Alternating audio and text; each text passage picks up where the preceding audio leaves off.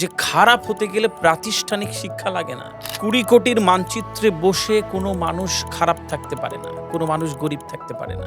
একটি দেশের মানচিত্র বদলে যায়, একটি সভ্যতার ইতিহাস বদলে যায়, একটি দেশের কালচার বদলে যায়। আর আমার আর আপনার সময় কাটে না। যে স্বপ্ন দেখতে জানে সে জিততে জানে। Dream is not that what you see in sleep, dream is that what does not let you sleep. যার স্বপ্নের আয়তন যত বড় তার সাফল্যের আয়তন তত বেশি।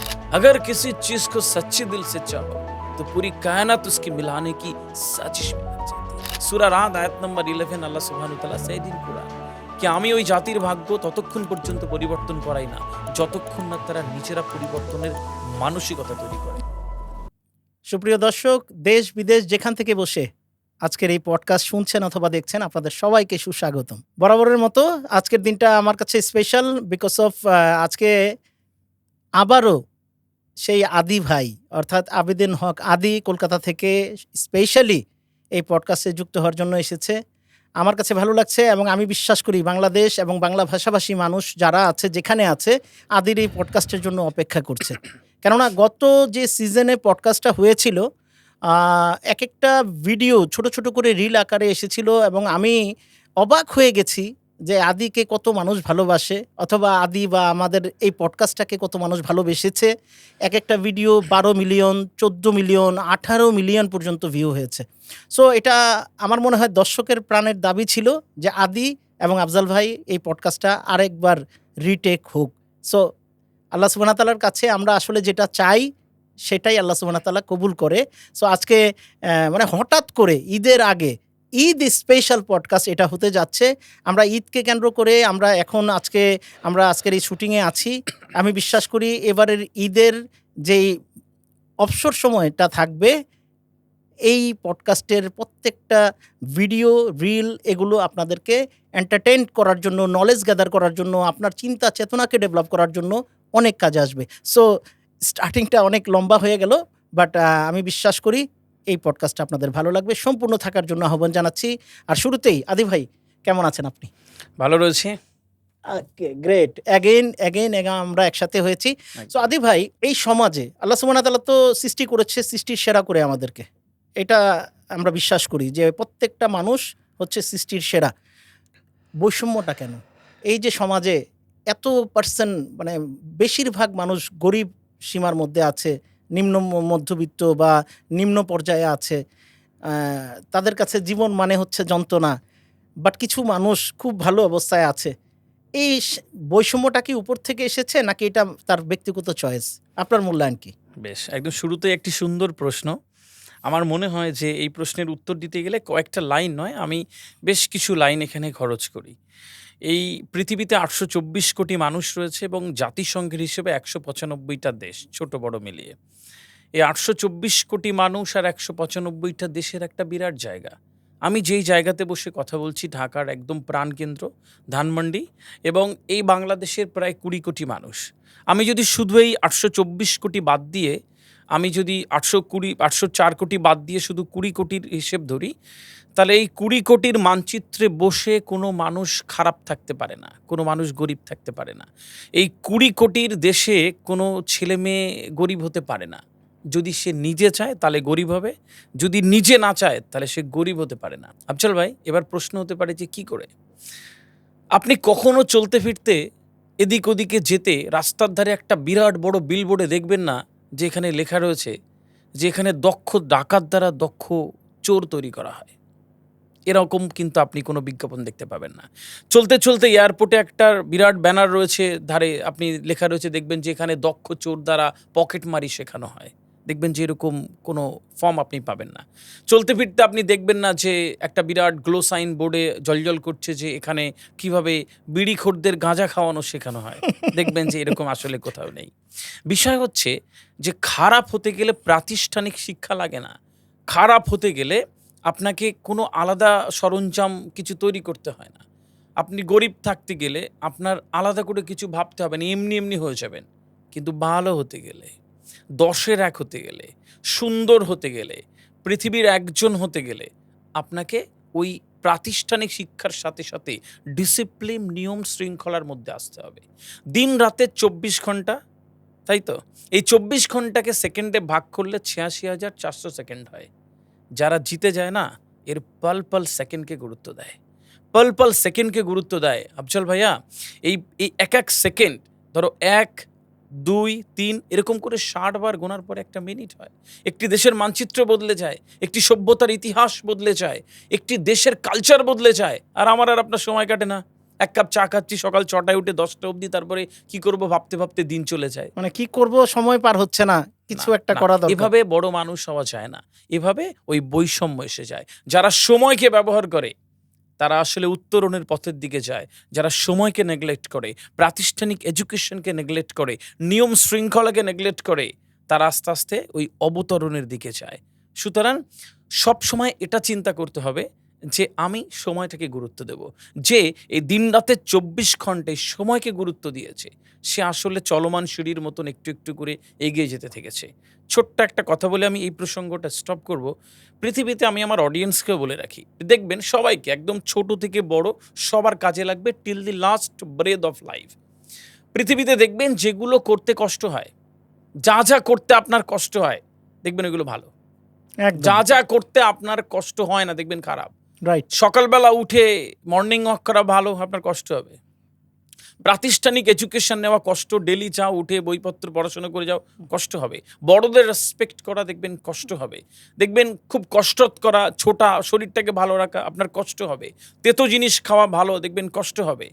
যে জিনিস খারাপ ওগুলো সব সহজে হয়। গান শুনবেন, কানে হেডফোন দিয়ে শুনুন না, কে বারণ করেছে? হেভি, কোনো কষ্ট নেই।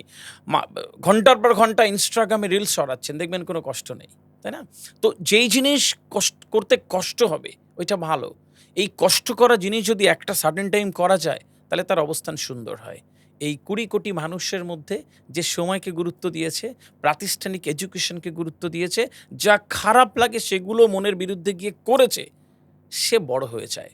আর যে করে না সে ওই অবস্থানে থাকে আর বলে বৈষম্য আসে ওপর থেকে। মিথ্যে কথা। একদম দারুণ। দারুণ একটা কথা। আসলে বৈষম্য উপর থেকে আসে না, আমাদের কর্মের মাধ্যমেই ডিসাইড হয় যে আমরা কোথায় যাবো এবং কোথায় পৌঁছাবো। ঠিক। সো আদি ভাই, যদি পজিটিভ থিংকিং এর ব্যাপারে বলি, আমাদের সমাজে আ অনেক হিংস্রতা বেড়ে যাচ্ছে। আমি দেখি গত কিছুদিন আগেও আমি গত মাসের কথা যদি বলি যে আমাদের সমাজে অবক্ষয় হচ্ছে। মানুষ হিংস্র হয়ে যাচ্ছে। মানুষ আসলে দানবে রূপান্তর হচ্ছে, ভয়ঙ্কর জন্তুতে রূপান্তর হচ্ছে প্রত্যেকটা মানুষ। আজকে রেপ বেড়ে যাচ্ছে, শিশু নির্যাতন বাড়ছে। আজকে সমাজের ভেতর মানে একটা অবক্ষয় হচ্ছে। সো আপনার কাছে কিসের আলামত এটা? বা কি কারণে হচ্ছে? এখন বিষয় হচ্ছে যে প্রশ্নটা অত্যন্ত কঠিন একটি প্রশ্ন। আমি আমার বোধবুদ্ধিতে যা আছে সেই অনুযায়ী উত্তর দেওয়ার চেষ্টা করছি। পৃথিবীতে জাপান বলে একটা দেশ আছে, সবাই জানি। জাপানের এই প্রজন্মের ছেলেমেয়েদের মিথ্যে বলে যে একটা শব্দ রয়েছে সেটা শেখানো হয় না। মিথ্যে যে রয়েছে সেটা শেখানো হয় না। এখন বিষয় হচ্ছে যে তারা জানেও না মিথ্যে কি। হ্যাঁ? ওদের শপিং মলগুলোতে যাবেন কি আপনি দেখবেন না যে এখানে 45% অফার রয়েছে। ওরা এই বিষয়ে সময় নষ্ট করে না। ওরা জানে না ওরা এইসব বিষয়ে সময় নষ্ট করতে হয়। আর আমাদের ঈদ অফার আসে তো তুলনাহীন আরকি। মানে আপনাকে বাড়ি বসে 75% ক্যালকুলেটর পর্যন্ত নিয়ে দিয়ে আরো দিবে। ২ ঘন্টা হিসেব করতে হবে যে কোনটা নিলে কোনটা অফারে আমি জিতে যাচ্ছি। আসলে সবই ব্যালেন্সের বিষয়, কিছুই না। ওরা ফ্ল্যাট দেয়, কেউ কিছু চিন্তা করে না। বাকি সময়টা ওরা কালচার করে, পড়াশোনা করে, ওরা নিজেদেরকে চিন্তা করে, ওরা নিজেদেরকে অনুভব করে এবং এগিয়ে যায়। এরকম বিষয়। তো এইসব দেশের থেকে আমাদের এই উপমহাদেশে যেই সমস্যা হচ্ছে যে আপনি যে কথাগুলো বললেন যে মানুষ আর আসলে মানুষের কথা শোনে না। একটা সময় ছিল যখন মানুষজন মর্নিং ওয়াকে যেত আর একজনকে আরেকজনকে জিজ্ঞেস করতো, "কেমন আছেন? ভালো আছেন?" একদিন না দেখলে পরের দিন জিজ্ঞেস করতো, "দাদা দেখলাম না তো।" হ্যাঁ? তো এই কালচারটা ছিল। একদিন ছিল যেদিন একটু আগের মানুষগুলো ওই পুরনো টেলিফোন নাম্বারের যেই ডায়েরিটা খুলে রং নাম্বারে ডায়াল হতো তার বন্ধু হয়ে যেত। প্রচুর ফোন ও ফ্রেন্ড হয়ে যেত। রাইট। মানুষ কথা শুনতো। প্রচুর মানুষ ছিল ওই ভাঁজ করা জামা রেখে দিত একদিন ভালো জায়গায় যাবে পরে আরকি। সেই জামা পরার যে একটা অনুভূতি মানুষের মধ্যে ছিল। মানুষ প্রশংসা করত। আর এখন এসেছে ভাইয়া ওই যে মানুষ চায়ের দোকানে বসে আর আগের মতন কথা বলে না। একটু আগে কথা বলতো তারপরে তর্ক করে আর এখন ঝগড়া করে। মানুষ মানুষের কথা শোনে না। মানুষ মানুষকে উত্তর দিতে চায়। আপনি যখন উত্তর দেওয়ার জন্য শুনবেন, তখন আপনার হৃদয় মস্তিষ্ক আপনাকে ওই অনুভূতি দেবে না। আপনি যখন বোঝার জন্য শুনবেন, তখন আপনাকে অনুভূতি দেয়। একদম, আমরা তো একদম। বোঝার জন্য শুনি না, আমরা উত্তর দেওয়ার জন্য শুনি। আমাদের এই কালচারটা আস্তে আস্তে তৈরি হয়ে যাচ্ছে। এই যে আমাদের টেকনোলজি, যন্ত্র, এত এই যে আর্টিফিশিয়াল ইন্টেলিজেন্স, এখন এজিআই এসছে, আর্টিফিশিয়াল জেনারেল ইন্টেলিজেন্স, এরকম প্রযুক্তি এবং আমাদের সময়ের দ্রুততায় আমরা আসলে আমাদের অস্তিত্ব থেকে একটু একটু করে সরে যাচ্ছি। আমাদের যে বোধ, বুদ্ধি, অনুভূতি, এইগুলোকে কাজে লাগাতে হবে। তারপরে সে আগের মতন একটা সময় ফিরতে পারে। এখন আপনি বলবেন এটা কি করে আসে? এখানেই উত্তর, যে আমরা কখনো এই মুহূর্তে এই ব্যস্ত পৃথিবীতে মানুষজন আমরা নিজেদেরকে সময় দিই না। দেখবেন আপনার সবার জন্য সময় আছে, আপনার নিজের জন্য সময় নেই। আপনারা যারা আমাকে দেখছেন দেখবেন যে কবে আপনি ০.৫ ঘন্টা নির্জনে বসে নিজের সাথে কথা বলেছেন, এরকম সময় আপনি অনুভব করতে পারবেন? আপনি পারবেন না। আপনি সময় দেন না নিজেকে। আপনার কষ্ট হয়, আপনার যন্ত্রণা হয়, আপনার অনুভূতি হয়, আপনি এগুলোকে গুরুত্ব দেন না। এরকম বহু মানুষ রয়েছেন যারা আমাকে শুনছেন। আমি আপনার সাথে ০.৫ ঘন্টা বসে একটু গোপনে কথা বলব মনের কথা, আপনি হাউ, হাউ করে কাঁদবেন। বহু মানুষ আমাকে শুনছে আফজাল ভাই, যারা রয়েছে বাথরুমে, ওয়াশরুমে কান্না করে এসে চোখ মুছতে, মুছতে ডাইনিংয়ে এসে হাসে। বুকের মধ্যে এক বুক জমা যন্ত্রণা।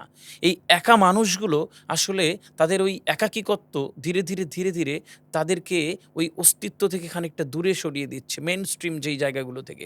সুতরাং আমার এই ক্ষেত্রে আমার মনে হয় যে যদি আমরা একটু নিজেকে সময় দিই, নিজেকে একটু বুঝি, অনুভব করি, মানুষ কেন হলাম? পৃথিবীতে ১,৬২,০০০ ক্রিয়েচার রয়েছে। বেশিরভাগের নাম পরিচয় দেওয়া সম্ভব হয়নি। ইভেন যাদের খালি চোখে দেখাও যায় না। এই পৃথিবীর ইকোলজিক্যাল ব্যালেন্সে তাদের একটা বিরাট ভূমিকা আছে। একদম। আর আমরা আশরাফুল মাখলুকাত মানে পৃথিবীর শ্রেষ্ঠ জীব, অনেক দায়িত্ব। আমরা আসলে আল্লাহ সুবহানাহু ওয়া তাআলা তো পারত আমাদের যে রাস্তার কীট পতঙ্গ, ধুলো, শুঁয়োপোকা, গিরগিটি এসব তৈরি করতে পারত। হুম। পারত তো। মানুষ কেন করেছে? একটা প্ল্যান রয়েছে, একটা পরিকল্পনা রয়েছে। এই সভ্যতা, এই দেশ, এই কমিউনিটির একটা কাজে আমি লেগে যাব, সেই জন্যে করা। আমরা তো অনুভব করি না। বেশিরভাগ মানুষ আমরা সকালবেলা উঠি, খাই দাই, কিছু একটা করি, শুয়ে পড়ি। বেশিরভাগ মানুষ আমরা সকালবেলা উঠি, খাই দাই, কিছু একটা করি, শুয়ে পড়ি। যখন নিজেকে ভাববেন দেখবেন অপরচুনিটি আসছে। যখন নিজেকে বুঝবেন দেখবেন অপার সম্ভাবনা আসছে। যখন নিজেকে ভাববেন দেখবেন অপার পজিটিভিটি আসছে। এই পজিটিভিটি একটা মানুষকে তার গন্তব্যের দিকে একটু একটু করে নিয়ে যায়, যে সভ্যতার কাজে লাগে, একটা মানুষের কাজে লাগে, প্রতিবেশীর কাজে লাগে। সে একটু একটু করে উত্তরণের দিকে যাবে। এখন আমি যদি নিজেকে না ভাবি, না বুঝি, তাহলে এটা আসবে না। আর এর জন্যে সবার আগে নিজেকে জানতে হবে, পড়াশোনা করতে হবে, নিজের বোধকে উন্নত করতে হবে, নিজের প্রজ্ঞাকে উন্নত করতে হবে। দেখবেন মানুষ আস্তে আস্তে সুন্দর হয়ে যাচ্ছে। আরেকটা কথাই বলে এই সেশনটা শেষ করব, যে এখানে এখনো বহু মানুষ রয়েছে যারা নিজেকে ভাবছে, নিজেকে বুঝছে। আফজল ভাই, আমি আর আপনি কথা বলছি, আর দেখুন ঢাকার কোনো এক ফুটপাতে কোনো একটা লোক এক ব্যাগ রক্ত নিয়ে ছুটছে কোনো এক হসপিটালে একটা মানুষকে বাঁচাবে। আছে? কোনো একটা অখ্যাত ছেলে ওই কোকড়া চুলে ওই রাস্তার পাতের এতিম শিশুগুলোকে এডুকেশন দিচ্ছে, বই দিচ্ছে। আছে? আছে। এরকম মানুষ আছে। এদের জন্যই সভ্যতার সুন্দর বিবর্তন হয়। আমি তাকে চিনি না। প্রাইম টাইম টেলিভিশন চ্যানেলে মানুষগুলোকে দেখানো হয় না। ওই প্রাইম যেই নিউজ পেপারের সকালবেলা নিউজ হবে না। আছে, এই মানুষগুলো বেশি আছে। সভ্যতা সুন্দর। আসলে আমরা ওইভাবে কালচার করতে পারি না। যখন নিজেকে বদলাবো দেখবেন ভালো মানুষকে দেখতে পাচ্ছেন। মানে পজিটিভ মানুষ মানে একদম। নেগেটিভ মানুষ যেমন আছে তার চেয়ে অনেক বেশি পজিটিভ এবং মানুষও আমার আছে। মনে হয় পজিটিভ মানুষের সংখ্যা বেশি, ভালো মানুষের সংখ্যা বেশি। এভাবে ওই জায়গাগুলো থেকে আমরা বেরোতে পারি। যদি একটু অন্যের পাশে থেকে নিজেকে চিনে এগিয়ে যাই। ব্যাস। একদম।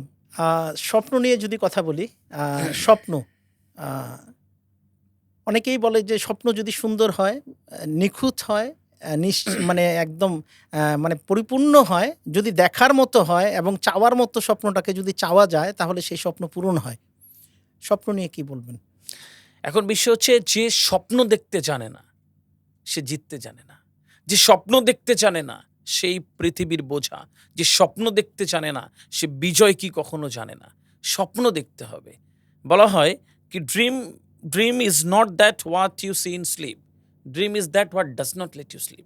রাইট। খুব বড় একটা কথা, যে সেই স্বপ্ন সেটা নয় যেটা তুমি ঘুমিয়ে দেখো, সেটা যেটা তোমাকে ঘুমোতে দেয় না। তো বিষয় হচ্ছে যে স্বপ্ন দেখতে হবে, দুচোখ ভরা স্বপ্ন। আমি সবসময় আমার প্রায় প্রতিটা কনফারেন্সে বলে আসি, যার স্বপ্নের আয়তন যত বড় তার সাফল্যের আয়তন তত বেশি। স্বপ্ন দেখতে হবে। এখন এই স্বপ্ন দেখাটা কি, এটা আমাকে বুঝতে হবে। এখন আমি মানুষ হয়েছি, আমার মানুষ হিসেবে আমার যেই দাম, আমার যেই মানুষ হিসেবে আমার যেই মূল্য, এর সাথে সাথে স্বপ্নকে যখন জুড়ে দেব, তখন এটা একটা দুর্দান্ত অবস্থানে যাবে। এখন বেশিরভাগ মানুষ আমরা নিজেদেরকে বিশ্বাস করি না। সেলফ আপনি বিলিভ সব কমে গেছে, বিশ্বাস হ্যাঁ। করবেন। আপনি প্লেনে উঠছেন হুম, আর আপনি ইউরোপের কোনো শহরে গিয়ে একটি এয়ারপোর্টে ল্যান্ড করবেন। এখন আপনি প্লেনে উঠে আরামসে বসে কানে হেডফোন দিয়ে গান শুনছেন বা বই পড়ছেন আর ভাবছেন যে পাইলট ঠিক নামিয়ে দেবে। আপনি জানেন না কি ও কিছুক্ষণ পরে ড্রাঙ্ক হতে পারে আর এটা নাও নামতে পারে। আপনি ট্রেনে উঠছেন আর ওই ট্রেনের যিনি চালাচ্ছেন তার থেকে অনেক দূরে বসে রয়েছেন একটা কম্পার্টমেন্টে। আর আপনি ভেবে নিচ্ছেন ও ঠিক নামিয়ে দেবে। স্বাভাবিক। আপনি বাসে উঠছেন আর ভাবছেন, ফোনে কথা বলছেন বাড়ির কারোর সাথে। বাচ্চাকে বলছেন, "সোনা তোমার জন্য একটা কেক আনছি। তোমার জন্মদিন পালন করব।" আপনি জানেনও না যে ও কিছুক্ষণ পর ঘুমিয়ে পড়ে একটা অ্যাক্সিডেন্ট করে দেবে। বিশ্বাস করছেন তো? বিশ্বাস করি। শুধু নিজেকে বিশ্বাস করার বেলায় আমাদের বাধে। স্বপ্ন কি করে পূরণ হবে? যে নিজেকে বিশ্বাস করতে পারে, সে স্বপ্ন পূরণ করতে পারে। একটা ছোট্ট গল্প বলি। একদম, একদম। একটি ২৮-৩০ বছরের একটি যুবক, সে ব্যবসা করতে, করতে অনেক লস খেয়ে গেল এবং অনেক লস, খুব ঋণ হয়ে গেল। তো যখন ঋণ হয়েছে ২-৩ বছরের মধ্যে তার ব্যবসা উঠে গেল এবং প্রচণ্ড ঋণ। বাড়িতে প্রতিদিন সকালবেলা টুকটুক করে ঋণী যারা ঋণ দিয়েছিল সেই লোকেরা, এবং তার ঘুম ভাঙে ওই মানে ঋণগ্রস্ত হওয়ার অপরাধে তার ঘুম ভাঙে প্রতিদিন সকালবেলা কেউ না কেউ ঘুম ভাঙিয়ে দিয়ে যায়। দাদা টাকা কবে দেবেন? এখন ছেলেটি কিছুদিন পরে চিন্তা করলো এই জীবন রেখে কি করব? আমার পরিবার, প্রিয়জন, আত্মীয়-স্বজন, বন্ধু-বান্ধব কত ভালো আছে। ফেসবুকে ছবি দেখে বন্ধু কাশ্মীরে গেছে, বান্দরবন গেছে, কক্সবাজার ঘুরতে গেছে। ও ভেবছে যে আমার এতদিন আমি রেখে কি করব? ওর আর ভালো লাগে না। ও ভেবেছে যে এই জীবন রেখে লাভ নেই। এত টাকা দেনা শোধ করা আমার দ্বারা সম্ভব নয়। তো একদিন সিদ্ধান্ত নিল যে আত্মহত্যা করব।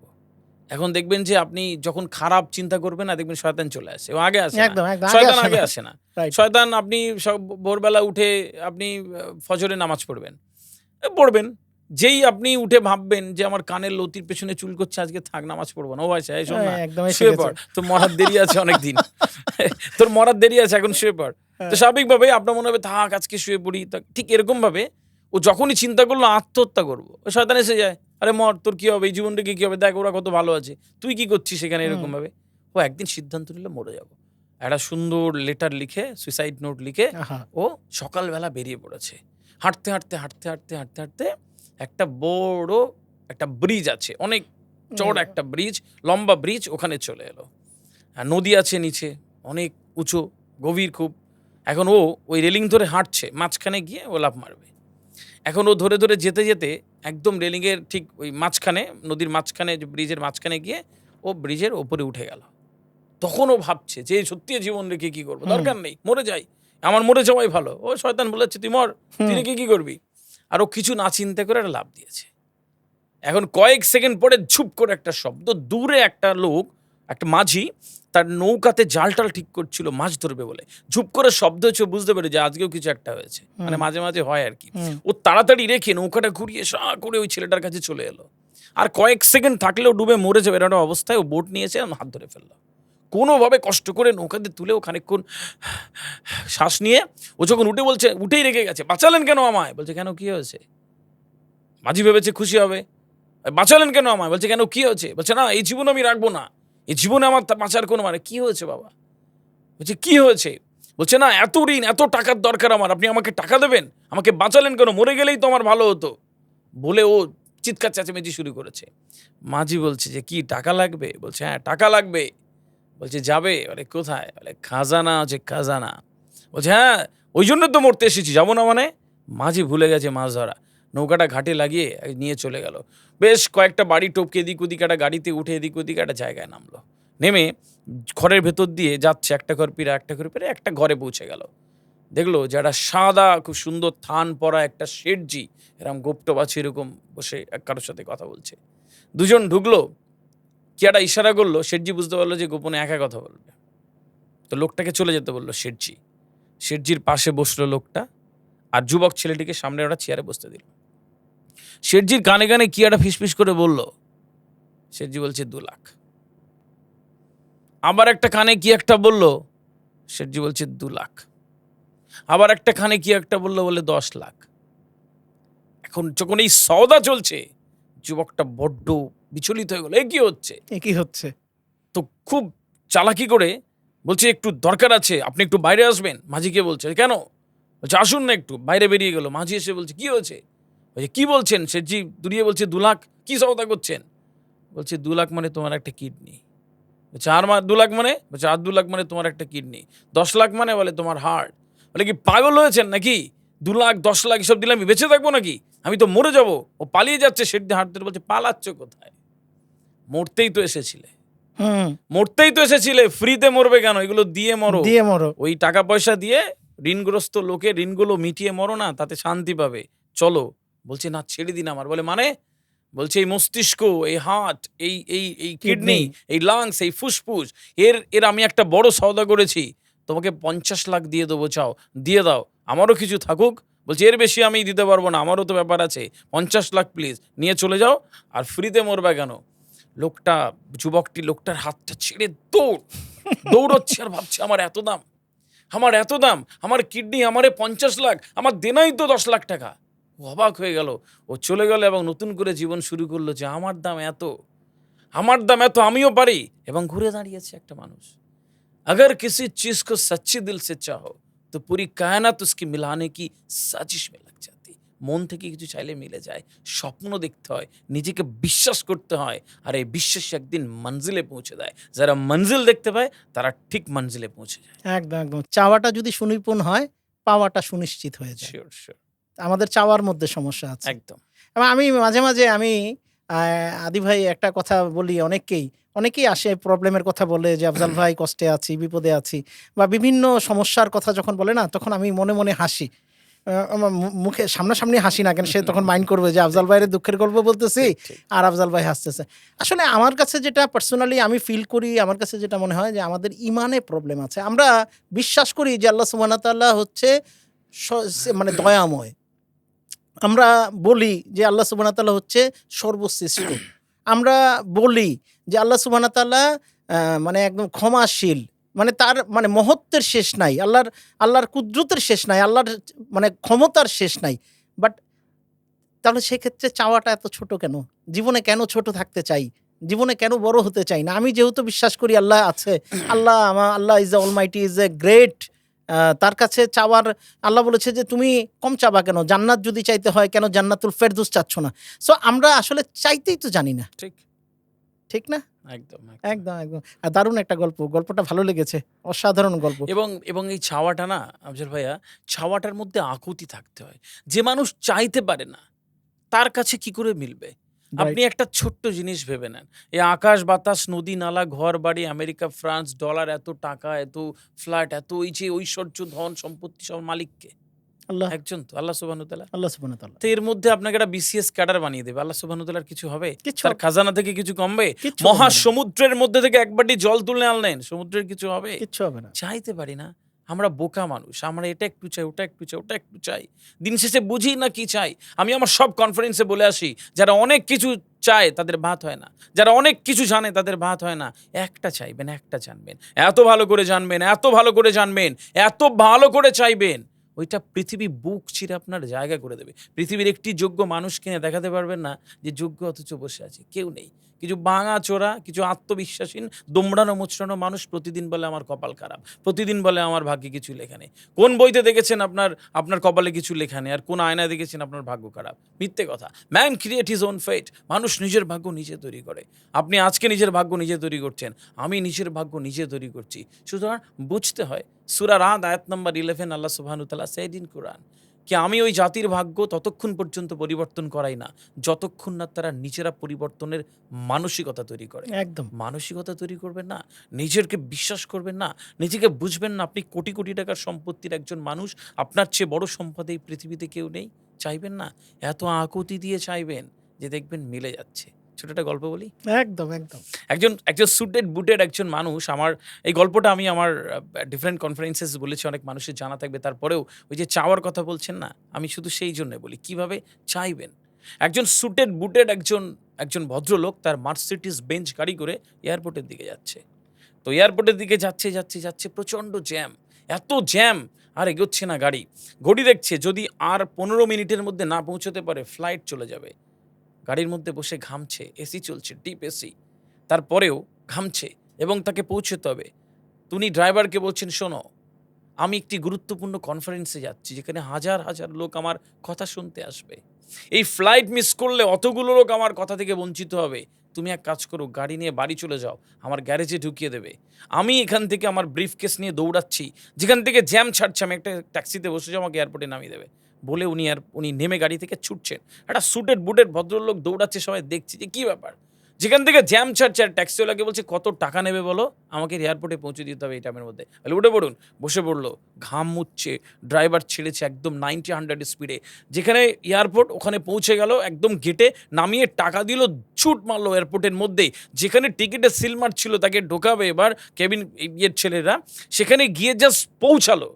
বলছে স্যার আপনি অনেক ভাগ্যবান একটা মানুষ, আর 10 সেকেন্ড পরে এলে আমরা আপনাকে অ্যাক্সেস করতে দিতাম না। মানে ক্লোজ করে বলছে দিত। ও থ্যাঙ্কস গড বলে সিল মেরে চলে গেল। একদম ছুটছে, দরজাটা বন্ধ হবে, ও ঢুকে পড়লো। যাক, নিজেকে একটা বেশ একটা গর্বিত লাগছে যে সে যেতে পারবে। গিয়ে সিটে বসলো। পেছন থেকে একটা কল এলো যে সম্মানিত যাত্রীগণকে অনুরোধ করা হচ্ছে আপনারা সিট বেল্ট বেঁধে নিন, আমরা এবার টেক অফ করবো। ভদ্রলোক ঘামটা মুছে সিট বেল্ট বেঁধে নিয়ে একটু ফ্রেশ হলো, এবার পড়ে নিচ্ছে কি বলবে। ইতিমধ্যে প্লেন টেক অফ শুরু করেছে, প্লেন উড়ে গেল। প্লেন 40-45 মিনিট মতন আকাশে উড়ল, আর উনি দেখে নিচ্ছেন কি পড়বেন। 50 মিনিটের মতন একটি সময় প্লেনটা এরকম দুলছে প্লেন। ভেতরে যাত্রীরা চিৎকার চেঁচামেচি শুরু করেছে। একটা সময় এত চিৎকার হচ্ছে, পেছন থেকে আর একটা অ্যানাউন্সমেন্ট হলো, সম্মানিত যাত্রীগণকে অনুরোধ করা হচ্ছে আপনারা বিভ্রান্ত হবেন না, বাইরে তুফান ঝড় হচ্ছে, এই ঝড়ে পাইলট প্লেন চালাতে পারছেন না, আমাদের গন্তব্য থেকে আমরা এখনো অনেক দূরে, কাছের একটি এয়ারপোর্টে প্লেনটাকে নামানোর চেষ্টা করছে, আপনারা শান্ত হয়ে বসুন। প্লেন দুলছে আস্তে আস্তে, চেষ্টা করছে পাইলট ওটাকে নিচে নামানোর, এবং একদম পিক পয়েন্টে এসে প্লেনটাকে কোনোভাবে এসে নামিয়ে দিল। যখন নিচে নামালো, ঘোষণা এলো যাত্রীগণকে অনুরোধ করা হচ্ছে নেমে পড়ার জন্য। যাত্রীরা নেমে দেখছে ওপরে যে পরিমাণ ঝড় হচ্ছিল, নিচে ওই পরিমাণ ঝড়ের তীব্রতা কম। যে লোকটা যাওয়ার কথা ছিল সে এবার এয়ার হোস্টেস দেখে চিৎকার করা শুরু করেছে, এই তোমরা কি প্লেন চালাও, এই কি ঝড়, এই ঝড়ে প্লেন চালানো যায় না, আমি একটি গুরুত্বপূর্ণ কনফারেন্সে যাচ্ছি, হাজার হাজার লোক আমার কথা শুনতে আসবে, তোমরা এইরকম কাজ করো। এই কথা বলতে বলতে পাইলট নেমে আসছে, আরও চিৎকার করা শুরু করো। পেছন থেকে একটা লোক টাক করে বাড়ি দিয়ে বলছে এক্সকিউজ মি। পেছন ঘুরে বলছে ইয়েস। বলছে স্যার আমি আপনাকে চিনি। বলে মানে?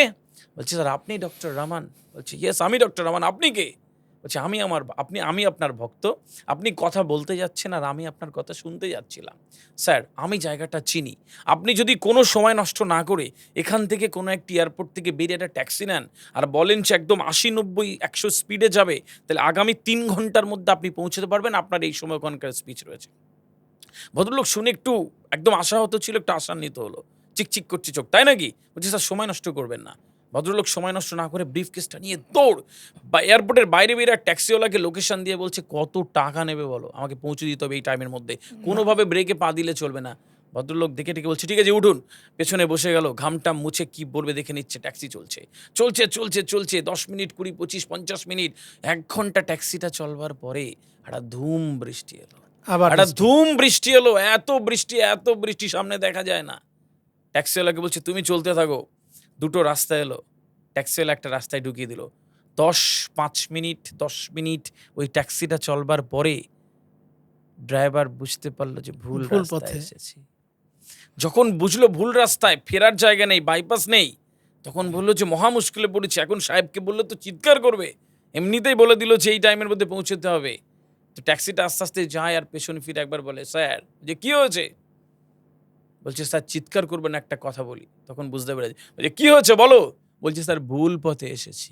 যেই বলেছে ভুল পথে, কাগজপত্র ছড়িয়ে বলছে যা ইচ্ছা করো, আমাকে আর কিছু বলতে এসো না বলে থপ করে বসে আকাশের দিকে তাকিয়ে রয়েছে। বলছে স্যার জীবন আগে, বাইরে ধুম বৃষ্টি, মুহুর্মুহ বাজ পড়ছে, আপনি প্লিজ বিভ্রান্ত হবেন না, আগে জীবন বাঁচান, যে কোনো মুহূর্তে মরে যেতে পারি। আমি আস্তে আস্তে গাড়িটা নিয়ে কোনো একটা বাড়ির সামনে যাচ্ছি, আপনি গিয়ে ভেতরে ঢুকুন, দরজায় খটখট করে, আমি গাড়িটা রেখে আসছি, বৃষ্টি থামলে ভাবা যাবে কি করা, যা ইচ্ছা করো। আস্তে আস্তে গাড়িটা নিয়ে একটা ছোট্ট একতলা ভাঙাচোরা বাড়ির সামনে ফাঁকা পেয়েছে রেখে দিল। রেখে দেওয়ার পরে বলছে আপনি স্যার ব্রিফকেস নিয়ে ভেতরে যান, আমি আসছি। লোকটা ব্রিফকেস নিয়ে দরজায় 3বার টোকা দিল, কেউ কথা বলছে না। 4বারে টোকা দেওয়ার পরে ভেতর থেকে এক বয়স্ক ভদ্রমহিলার গলা, বাইরে যিনি রয়েছেন ভেতরে আসুন, আমাকে ডিস্টার্ব করবেন না, বৃষ্টি থামলে চলে যাবেন। ভদ্রলোক দরজা খুলে দেখলো অন্ধকার স্যাঁতসেঁতে একটা জায়গা। একজন ভদ্রমহিলা ওই পার্টিতে কি একটা প্রার্থনা করছে, আর একজন ১০-১২ বছরের ছেলে খাটের একটা কোণে শুয়ে আছে মরার মতন করে। লোকটা বসে রয়েছে ৫ মিনিট, ১০ মিনিট, ২৫ মিনিট, ওঠে না, বিরক্ত হচ্ছে। ৩০ মিনিট পরে যখন ভদ্রমহিলা উঠলো, তখন ভদ্রলোক রেগে গেলেন। ডক্টর রমন রেগে গেলেন, বলছে, "কি ব্যাপার? এই ঘরে আপনি বসতে দিলেন? যেকোনো মুহূর্তে চুরি-টুরি হয়ে যেত, আর আপনি এত অসহায়ের মতন কি করছেন এইসব? আপনি যদি সব চুরি হয়ে যেত কি করতেন?" বলছে, "বাবা, আমার এখানে চুরি করার কিছু নেই। আমার নুন আনতে পান্তা ফুরোয়। আমার কিচ্ছু নেই বাড়িতে, শুধু দুবার খেতে পাই, এই ব্যাস, আর কিছু না।" বলছে, "তাহলে কি এত প্রার্থনা করছেন?" দূর থেকে দেখাচ্ছি ওই আমার নাতি। ৯-১০ বছর আগে একটি গাড়ি অ্যাক্সিডেন্টে ওর বাবা-মা দুজনেই মারা যায়। ও একটি জটিল দুরারোগ্য রোগে আক্রান্ত। এলাকার সমস্ত ডাক্তারকে দেখিয়েছি, কেউ ওকে সারাতে পারেনি। আমি লাস্ট একজন ডাক্তারের কাছে গিয়েছিলাম। বলল, "অনেক খরচ, দিল্লি যেতে হবে। আর আমার কাছে তো টাকা নেই, আমি তো দিল্লি যেতে পারবো না। আমার কাছে তো প্লেন কি আমি তো জানিও না, আমি যাবো কি করে?" বলছে, "কি বলেছে ডাক্তার?" বলছে, "ডাক্তার বলল এখানে সারাতে পারবো না। দিল্লিতে যাও, একজন ডাক্তার আছে, অনেক বড় নামকরা ডাক্তার। ওই ডাক্তারের নাম কি?" বলছে, "ওই ডাক্তারের নাম ডক্টর রামান। বলছে, আপনার নাতিকে যদি ডক্টর রামানের কাছে নিয়ে যান, তাহলে আপনার নাতি বেঁচে যাবে। আমার কাছে তো টাকা নেই। আমি প্রতিদিন এই পার্টিতে বসে আমি ওপরওয়ালার কাছে প্রার্থনা করি যে, হে আল্লাহ, তুমি আমাকে ডক্টর রামানের কাছে পৌঁছে দাও। তুমি আমাকে ডক্টর রামানের কাছে পৌঁছে দাও। আমার নাতিটাকে ঠিক করে দাও। আমি এটা চাইছিলাম। আমি কি কার চাইতে পারি? যাই হোক বাবা, তুমি কে?" ভদ্রলোক ওই ব্লেজারের পকেট থেকে একটা কার্ড বের করে বলছে, "আমি ডক্টর রামান।" ভদ্রমহিলা কার্ডটা দেখে হাউ করে কাঁদে। একবার আকাশের দিকে তাকিয়ে থাকে, আর একবার ভদ্রলোকের দিকে। ততক্ষণে ব্রিফকেস থেকে সে কিছু ওই বের করে ওই বাচ্চাটাকে একটু পরীক্ষা-নিরীক্ষা করতে শুরু করলো। আর হাউ করে কাঁদে মানুষটা। আফজাল ভাই, সেই জ্যাম শুরুতেই। তারপর প্লেন। ওই প্লেন এরকমভাবে দুলছে, নেমে গেল। ওই ট্যাক্সি ভুল রাস্তায়, একটা ঠিক বাড়িতে হাজির হয়ে গেল। Again I would like to say, अगर किसी चीज को सच्चे दिल से चाहो तो पूरी कायनात उसकी मिलाने की साजिश में लग जाती। মন থেকে কিছু চাইলে মিলে যায়। আজকের পর থেকে কোনো জিনিস চাইলে ঠিক এরকম ভাবে চাই, মানে একদম মন থেকে, একদম, একদম মন তাহলেই মিলে থেকে। যায় বলে আমি বিশ্বাস করি। একদম দারুণ, দারুণ, দারুণ, দারুণ একটা গল্প। আমি মানে আমাদের মানে আমার কাছে মনে হচ্ছে যে আসলে যে চাওয়ার মধ্যে একটু আগে যে কথাটা হয়েছিল যে চাওয়ার মধ্যে যদি আকুতি না থাকে, একদম, চাওয়ার মধ্যে যদি ব্যাকুলতা না থাকে, চাওয়ার মধ্যে যদি আর্তনাদ না থাকে, চাওয়ার মধ্যে যদি চাওয়ার মতো চাওয়া না হয়, আর যদি চাওয়ার মতো চাওয়া হয় তাহলে ওই আকাশ, বাতাস, প্লেন, রাস্তা সবকিছু আলাদা করে একদম, আপনাকে ওই জায়গায় নিয়ে আসবে। একদম। সো গত কিছুদিন আগে একটা প্রোগ্রামে গিয়েছিলাম এবং সেখানে দেখেছি খুব ছেলেমেয়েরা খুব দারুণ আনন্দ করছে। দারুণ একটা মানে একসাথে হয় না যে কিছু আমরা ইউনিভার্সিটি লাইফেও আমাদের হয়েছে। তো ছেলেমেয়েরা খুব একসাথে হয়ে ২০-২৫ জনের দল তারা খুব সুরে গান গাচ্ছে, "দিল না, দিল না, দিল মন দিল না। হ্যাঁ? এত যে নিঠুর বন্ধু জানা হলো না।" তো আমি দূর থেকে তাকিয়ে দেখতেছিলাম যে ওরা আনন্দ করছে। তখন আমার ভেতরে একটা ভাবনা এসেছে যে কেন দিবে? এই বাচ্চাদেরকে গিয়ে যদি বলতে পারতাম যে আপনাকে কেন দিবে? এই পৃথিবীতে কেউ কিছু দেয় না। যোগ্যতা অর্জন করতে হয়। Sure, যোগ্য না হলে আপনি কিছু পাবেন না। উপরওয়ালা থেকেও পাবেন না, পরিবার থেকেও পাবেন না, আপনার বন্ধু-বান্ধব, বান্ধবী যেখান থেকেই হোক। আর ভালোবাসা বলেন আর যেকোনো কিছু বলেন, অর্জন করতে হয়। sure. রাইট? সো ব্যক্তি আদির রোমান্স, ভালোবাসা বা এগুলা নিয়ে যদি কথা বলি, হুম, কে যেহেতু আনটোল্ড স্টোরি হুম। অ্যা প্রেম-টেম হচ্ছে এখনো মানে ভাবি জানে তো নাকি? এখন বিষয় হচ্ছে যে কঠিন একটা প্রশ্ন। আবার অন এয়ার প্রশ্ন। বিষয় হচ্ছে কিছুই না। আমি না ভাইয়া খুব সৎ থাকতে পছন্দ করি, এবং আমার মনে হয় যে এটুক আমার যে আজকের যেই অবস্থান, মানুষ যেইটুক ভালোবাসে, এটুক ওইটুক থাকার জন্যে। আমি আমি আমার অডিয়েন্সকে এবং আমার প্রিয় মানুষদেরও বলি যে কমিটমেন্ট যদি তুমি কারোর সাথে করে থাকো, যে তাহলে সেটাকে রেখে দাও। তো আমি কখনো আমি আমার প্রিয় মানুষটাকেও বলেছিলাম, জীবনে একটা নারীর ইবাদত করব। ফাইন। মানে ওই জায়গাটাতে প্রেম, ভালোবাসা বা ওয়াইফের ওই জায়গাটাতে। সেটাই আমার কাছে সত্যি। আর এর থেকে তো বড় প্রেম আর কিছু নেই যে আমি আমার অডিয়েন্সের থ্রুতে কত মানুষের কাছে যাই। আপনি চিন্তাও করতে পারবেন না কত মানুষ আমাকে ভালোবাসে, কত মানুষ আমাকে মেসেজ দেয় যে, "স্যার আপনার আজকের প্রার্থনাতে আপনি ছিলেন।" দারুণ, দারুণ, কেউ, দারুণ। কেউ এরকম বলে যে, "আমি নামাজে আপনার জন্যে দোয়া চেয়েছি। আপনার কথা শুনলে মনে হয় যে আমি বেঁচে থাকি।" কত মানুষ আছে আমার ইনবক্সেও যে, "আজকে রাতেই হয়তো নিজেকে শেষ করব ভেবেছিলাম। আপনার ভিডিওটা সামনে এসেছে। আর মনে হয়েছে যে বেঁচে থাকি।" তো এগুলোই তো আমার কাছে বিরাট ভালোবাসা। এর পরের ভালোবাসাটা আর কি? কত ইয়াংস্টাররা আমাকে পছন্দ করে, এরকম লাইফস্টাইল চায়, এরকম কথা বলতে চায়।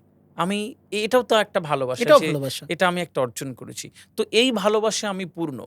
আমি আমার প্রত্যেকটা সিজদাতে আমি আল্লাহ সুবহানাহু তাআলার কাছে শুকরিয়া করি যে আমাকে এত সুন্দর একটি জীবন দেওয়ার জন্যে। কত মানুষের তো কত কিছু নেই। আমার তো এত কিছু আছে। এত মানুষ ভালোবাসে যেটা আমার কাছে খুব অভাবনীয় মনে হয়। তো এটুকু আমার শক্তি, এটুকুই আমার জায়গা। এটাই আমার প্রেম, আমার অক্সিজেন, আমার জীবনে এগিয়ে যাওয়ার জন্যে। আমি আমাকে এর থেকেও খারাপ জীবন তো দেয়া হতে পারত। তো অনেক কিছু না পাওয়ার মধ্যেও তো অনেক কিছু পেয়েছি। যেগুলো এই জীবনে আমি আমার শুকরিয়া করবার নেই। তো আমার ভালো লাগে আমি যখন স্কুল, কলেজেস, ইউনিভার্সিটিস গুলো বিভিন্ন কনফারেন্সেস গুলোতে যাই তো সেই ভালোবাসাগুলো আমাকে প্রাণিত করে। আমার মনে হয় যে আমি যখন একটা মানুষকে তৈরি করে যাই, একটা ছেলে একটা মেয়েকে এই প্রজন্মের একটা ছেলে মেয়েকে তার ডিরেকশন দিয়ে সে সুন্দর জায়গাতে যাচ্ছে। এর থেকে আর কি? একজন এসে বলছে, "স্যার আপনি এদিকে যেতে বলেছিলেন ওইভাবে গিয়েছি। চাকরি করছি। ১ম বাইক কিনেছি। এটা আপনি ১ম চালিয়ে আসবেন।" একদম, একদম। দারুণ, দারুণ। একটা ছেলে দারুণ এসে আমাকে অনুভূতি। বলছে যে, "স্যার আমি বাড়ি করেছি। আর এই বাড়িতে আজকে উদ্বোধন। আপনি ফিতেটা কাটবেন। আপনি বলুন এর থেকে ভালোবাসা আর কি ভালোবাসা আমি চাই?" আরেকটা ছোট্ট ঘটনা আমি আমার কয়েক জায়গায় বলেছি একটু বলি। একটি ছেলে এসেছে, এসে বলছে যে, "দাদা আ একটু আমার বাড়িতে আসবেন আজকে সন্ধ্যেবেলা?" তা আমি বললাম, "কেন?" বলছে, "দাদা একটু আসবেন?" তো ভয় করছে যে আমি যাবো কিনা। তা আমি বললাম যে, "আমার তো একটু কাজ আছে বাবা। তা তুমি বলো যে কেন যাবো?" তো দেখি কাঁদে। চোখ দিয়ে জল পড়ছে। আমি বললাম, "বাবা কাঁদো কেন?" কাঁদছে। বলছে, "দাদা ছোটবেলা থেকে দেখেছি আমাদের তো একটা ঘর আর একটা বারান্দা। ছোটবেলা থেকে দেখেছি আমার বাবা বারান্দাতে ঘুমায়। আমরা কয়েকজন ভাই-টাই মিলে আমরা ঘরে থাকতাম। আমার বাবা বারান্দাতে থাকতো। ছোটবেলা থেকে আজকে আমার এত বয়স। তো আপনি আমাকে এইচএস এর পরে এসে এই করতে বলেছিলেন। আমি করে এই ৬ বছর পর আমি একটা ঘর করেছি। দাদা আজকে ১ম বার আমার বাবা ঘরের মধ্যে শোবে। আমার যে কি আনন্দ বলুন, আর কি চাই?" তার বাবা ওইটুকু একটা বাড়ি করেছে। হুম, বাবাকে ছোটবেলা থেকে দেখেছে বাবা বারান্দায়। বারান্দায় শোয়। বাবাকে ঘরের মধ্যে শোয়াবে আর কিছু দিতে পারছে না। ধার দেনা করে টাকা পয়সা জোগাড় করে একটা করে অনেকদিন পরে। দাদা থ্যাংক ইউ আমাকে ওই জায়গায় বলে দিয়েছিলে যেতে। আর কি ভালোবাসা চাই? আমি এটুকুতেই পূর্ণ। এটুকুতে আমি সুন্দর। দারুণ, দারুণ, দারুণ। আ পজিটিভিটি নিয়ে যদি কথা বলি, পজিটিভ থিংকিং নিয়ে এটা একটা সিক্রেট অফ সাকসেস বলা হয়। ঠিক আছে? আপনি কি মনে করেন? এক্ষেত্রে আমি সুন্দর একটা মানে ট্রু স্টোরি বলি। হুম, বিষয়টা হচ্ছে যে পজিটিভিটি বা কিভাবে আমি আমার কাজে সুন্দর হব, মনোযোগী হব বা এগিয়ে যাব। বিষয়টা হচ্ছে ওই কাজকে এবাদতের পর্যায়ে নিয়ে যেতে হয়। আপনি মুঘল এ আজম বলে একটি সিনেমার নাম শুনে থাকবেন। হুম। মানে এটা হচ্ছে স্বাধীনতা উত্তর একটি কালের বিগ একটি বাজেট, একটি বিগ বাজেট একটা এবং বড় বিগ সিনেমা ছিল। ব্লকবাস্টার তো এর ফিল্ম। মিউজিশিয়ান ছিলেন নওশাদ আলী এবং কালোজয়ী মিউজিক তিনি রচনা করে গেছেন। তো নওশাদ আলীর ঘটনাচক্রে এই আঙুলের ফাঁকগুলো সব পোড়া ছিল। এগুলো এখানে পোড়া, এখানে পোড়া, এখানে পোড়া। তো একদিন উনি যখন একটি কনসার্ট থেকে বেরোচ্ছেন, তো সাংবাদিকরা উনাকে প্রশ্ন করলেন যে, "আপনার এই হাতে সব পোড়া কেন?" তো তখন উনি ব্যস্ত চলে গেলেন। উনার সাথে যারা থাকতেন সেই সময় এখনকার পিএ বলা হয় বা হুম, পার্সোনাল সহকারী। অ্যাসিস্ট্যান্ট এরকম। তো ঘটনাটা এরকম জানা গেল যে নওশাদ আলী, মিস্টার নওশাদ আলী যখন সব কাজকাম ফিরে রাতের বেলা উনি যখন মিউজিক মানে সুর খুঁজতেন, তখন উনি একটি আরাম কেদারায় বসতেন। উনি আরাম কেদারায় বসে সিগারেট ধরাতেন এবং ওই সিগারেট ধরিয়ে ওই টান দিতেন আর চোখ বন্ধ করে উনি সুরের ভুবনে হারিয়ে যেতেন। কালোজয়ী সুর যেভাবে উনি আবিষ্কার করতেন, প্রতিদিন ওটাই করতেন এবং কয়েক টান দেওয়ার পরে উনি ওই সুরের ভুবনে মিউজিক খুঁজতে গিয়ে এতভাবে হারিয়ে যেতেন, উনি ভুলে যেতেন যে কোথায় আছেন। আর এই সিগারেটের টান দিতে উনি ভুলে যেতেন। এই সিগারেটটা আস্তে আস্তে পুড়তে এখানে এসে এটা পুড়ে যেত। পুড়ে যেত। যখন পুড়তো উনি তখন অনুভব করতে পারতেন না। যখন চোখ খুলতেন দেখতেন যে সিগারেটটা এটা পুড়ে গেছে। পরের দিন এখানে জ্বালা করতে বলে এখানে দিত। এটাও পুড়ে যেত, এটাও পুড়ে যেত। আর এটাই ছিল পুড়ে যাওয়ার রহস্য, এইগুলো সব পোড়া ছিল। তাই জন্য আজকে নওশাদ আলী, সারা পৃথিবীর মিউজিশিয়ানস, আপামর জনসাধারণ তাকে হৃদয়ে রেখেছে। কাজটা তো এভাবে করতে হবে। কাজটা যে কাজটা আপনি করছেন, যেভাবে করছেন, পৃথিবীর আর কেউ ভাবে করতে পারবে না। আপনি ঝাড়ু দিচ্ছেন মানে এত সুন্দর ঝাড়ু দেবেন, এত ভালোভাবে ঝাড়ু দেবেন, এত মনোযোগ দিয়ে দেবেন, পৃথিবীর কোনো না কোনো কনসালটেন্সি, পৃথিবীর কোনো না কোনো বড় হাউস বলবে যে ওই ঝাড়ুদারকে আমার চাই। এত সুন্দর ঝাড়ু দেবেন। সুতরাং আমরা কাজ তো করি, কিন্তু কজন কাজটাকে ভালোবেসে করি? বেশিরভাগ আমরা আমাদের সার্ভিস দিই। খুব সিম্পল একটা কথা বলি, ঢাকায় যত অফিস আছে বলে কাজ নেই, কোনো একটি এমপ্লয়ি ব্যাস প্রতিদিন তার 5টাতে ছুটি, সে ওই 5টা থেকে 5:10 পরে বেরোবে। 5টায় কাজটা ছেড়ে সে দেখে নিল যে অফিসের লাইট ফাইট সব বন্ধ হয়েছে কিনা, এবং একটু বসলো, একটু দেখলো, একটু দারোয়ানের সাথে কথা বললো, একটু সালাম টালাম দিল, এবং 5:10-15 বেরোতে থাকলো। দেখবেন ও 10 দিন করবে, পুরো অফিসের চিফ যিনি, তার নজরে পড়ে যাবে একটা এমপ্লয়ি আমার এখানে আছে। ফাইন। তো বিষয় হচ্ছে যে কাজ তো সবাই করে, ইউনিকনেস কার রয়েছে। তো ওই রকম কাজকে ইবাদতের পর্যায়ে যে নিয়ে যাবে, তার কাজের অভাব হয় না। আর নইলে খুঁজতে হবে একবার এটা, একবার ওটা, আর একবার ওটা, আর দিন শেষে ভাববে শালা খাবো কি। অভাবে থাকবে আর বলবে কপাল খারাপ। সামাজিকতার কথা যদি বলি, বেশ কিছুদিন আগে আমি সামাজিক অর্থাৎ সোশ্যাল মিডিয়াতে আপনার একটা মা নিয়ে একটা গল্প শুনেছিলাম এবং আমার চোখ দিয়ে পানি চলে আসছিল। ওই গল্পটা কি আপনার মনে আছে যে কোন গল্প এটা? গল্পটা কি শোনা যাবে? ও আচ্ছা, গল্পটা খুব ভিউজ, মানে এত মানুষ দেখে ফেলেছে। আমার মনে হয় বাংলা ভাষাভাষী 186টা দেশ আছে। এই 186টা দেশের 186টা দেশ মানে মানে বাংলা ভাষাভাষী মানুষগুলো প্রায় পৃথিবীর 186টা দেশে আছে। তারা যে ভাষায় কথা বলুক না কেন, মনের কথা বলে বাংলায়। আমার মনে হয় বেশিরভাগ মানুষের দেখা হয়ে গেছে। তারপর আপনি যখন অনুভব করলেন, তখন আমি একটু তার আগে বলে নিই যে পৃথিবীতে না, মানে মা অন্য জিনিস। হ্যাঁ, পৃথিবীতে মা আলাদা একটা ধাতু দিয়ে গড়া। যে মায়ের অভিযোগ, অনুযোগ, যে মায়ের অনুভূতি কখনো কখনো উল্টো হয়, মিথ্যে কথা বলে। মায়েরা প্রচন্ড মিথ্যে কথা বলে, একদম মিথ্যেবাদী মা। কিরকম? বলছে যে খাবার ভর্তি, হাঁড়িতে তো ভর্তি, তুই খেয়ে নে না, খাবারই নেই। মা তো মিথ্যে কথা বলে। এই মাকে ভালো রাখবার জন্যে তুমি কি করছো? আমাদের ছেলেমেয়েরা ভুল ট্রিটমেন্টে যায়। যে মা বড় করেছে ছোট থেকে, বলল বাবা এটা লাল, ওটা নীল, এটা আলো, ওইটা গাছ, ওটা পাখি। এখনকার ছেলেমেয়েরা একটু বড় হবার পরে ওই মাকে গিয়ে ধমকাচ্ছে, বলছে চুপ করো তো, তুমি বেশি বোঝো। আর ও গাইনোকোলজিস্ট ডাক্তার হবে? জীবনও হবে না। যেই মা বুকের রক্ত জল করে তাকে বড় করলো, একটু বড় হবার পরে বলছে তুমি বেশি বোঝো। এরকম বলা যাবে না। 99% মার্কস ফর একাডেমিক এক্সেলেন্স, মাথার মধ্যে আইকিউ পৃথিবীর সবচেয়ে বেশি, কিন্তু বাবা মাকে রেসপেক্ট করে না, ও সন্তান জীবনে বড় হতে পারে না। একদম। মাকে রেসপেক্ট করতে হবে, মাকে ভালোবাসতে হবে। একটা ছোট্ট গল্প বলি, যে গল্পটার কথা আপনি বলছেন। একদম। একজন মা রান্নাঘরে রান্না করছে। তার 12-13 বছরের ছেলে বাইরে ঘোরাফেরা করছে, খেলাধুলা করছে। মা ভাই ফরমাস করছে, এটা এনে দে, ওটা এনে দে একটু। হ্যাঁ, সেটা রেগে গেছে। খেলাধুলা করছে তো রাগ হবে। কিছুক্ষণের মধ্যে একটা চিরকুটে কিছু লিখে সে দৌড়ে মায়ের কাছে গিয়ে বলো যে এই যে একটা কাজ বলেছে। এবার মাকে গিয়ে বলছে, মা এটা পড়ো আর দাও। মা বলছে এখন যা তো, ডিস্টার্ব করিস না, রান্না করছি। বলছে না মা যাবো না, এটা দাও। তো মা বলছে যে কী দেখেছি দেখি। মা চোখ ফেলে অবাক হয়ে গেছে। আঁচলে কপালের ঘামটা মুছে ধপ করে বসে পড়েছে, দিয়ে বলছে বাবা তুমি লিখেছো? বলছে হ্যাঁ মা আমি লিখেছি, তুমি দাও। মা অবাক হয়েছে, আবার জিজ্ঞেস করছে বাবা তুমি লিখেছো? বলছে হ্যাঁ মা আমি লিখেছি, তুমি দাও।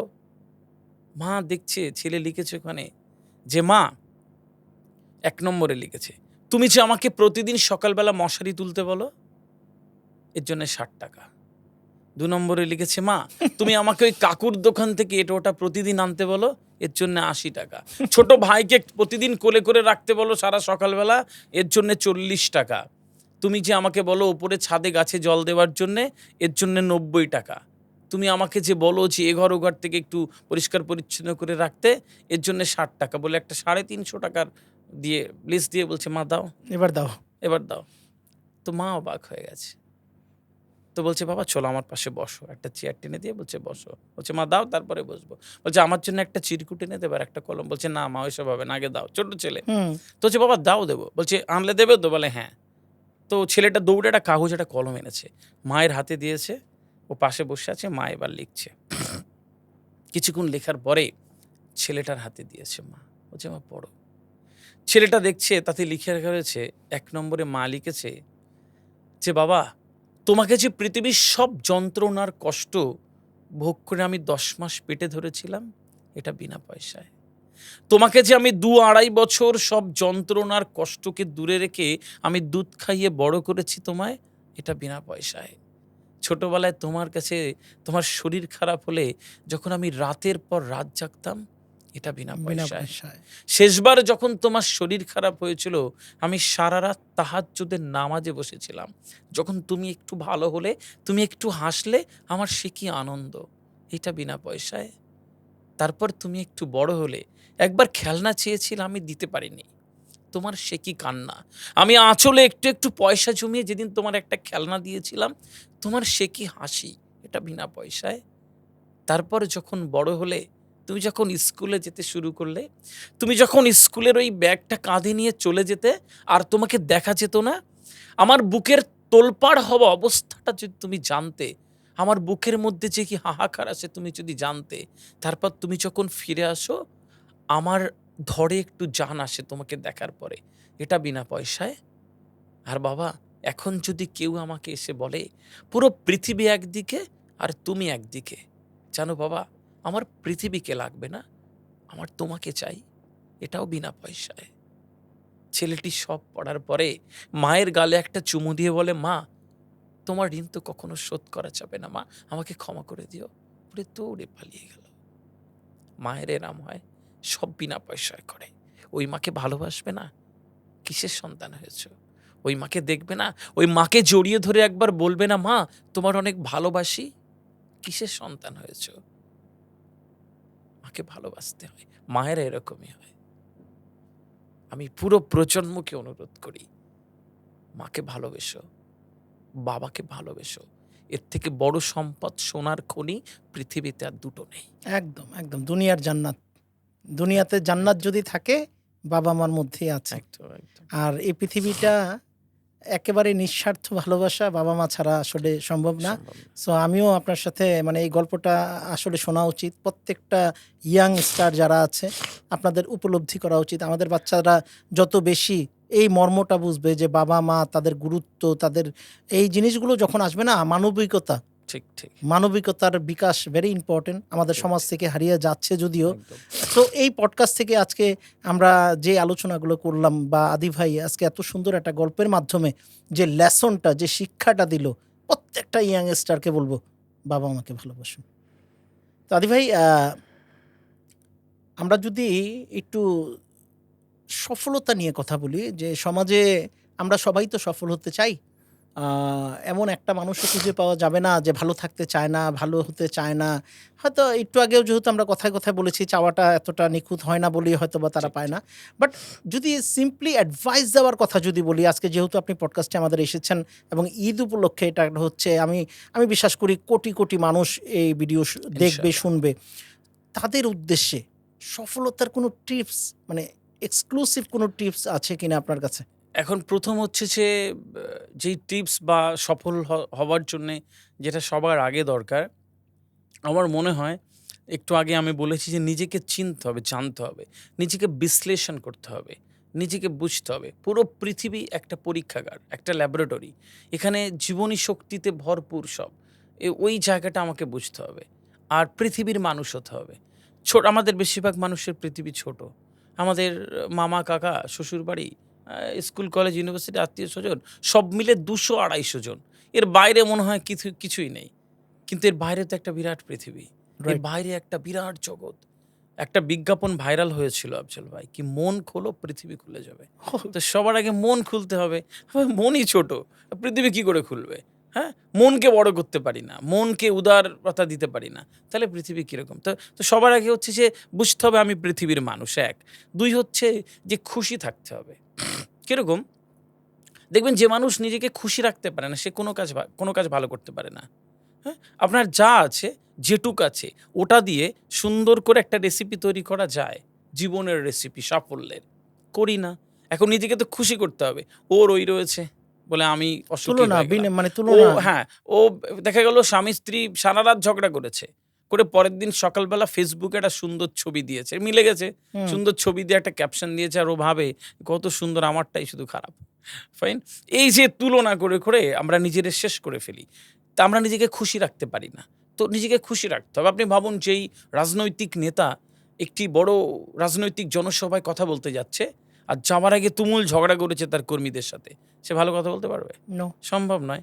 আপনি ভাবুন একজন মাস্টারমশাই পড়াতে ঢুকছে। তার আগে একজন সেলসম্যান ফোন করে দিয়েছে, তুমুল ঝগড়া। ফাইন। সে কি ভালো করে পড়াতে পারবে? সম্ভব নয়। সম্ভব না। আপনি ভাবছেন একজন ট্রেনার তার এমপ্লয়িদের ট্রেনিং করাবে। তার আগে তাকে কোনোভাবে একটা ক্লায়েন্টদের সাথে বিচ্ছিরি এবং দারুণ ঝগড়া।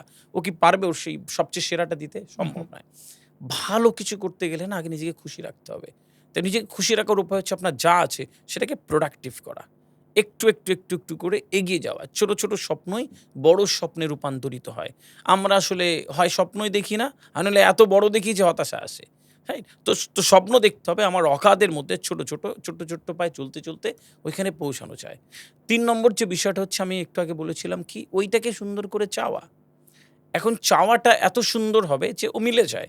যখন আপনি আকুতি দিয়ে চাইবেন, তখন বাকি দেখবেন পৃথিবী আপনার সাথে জুড়ে যাচ্ছে।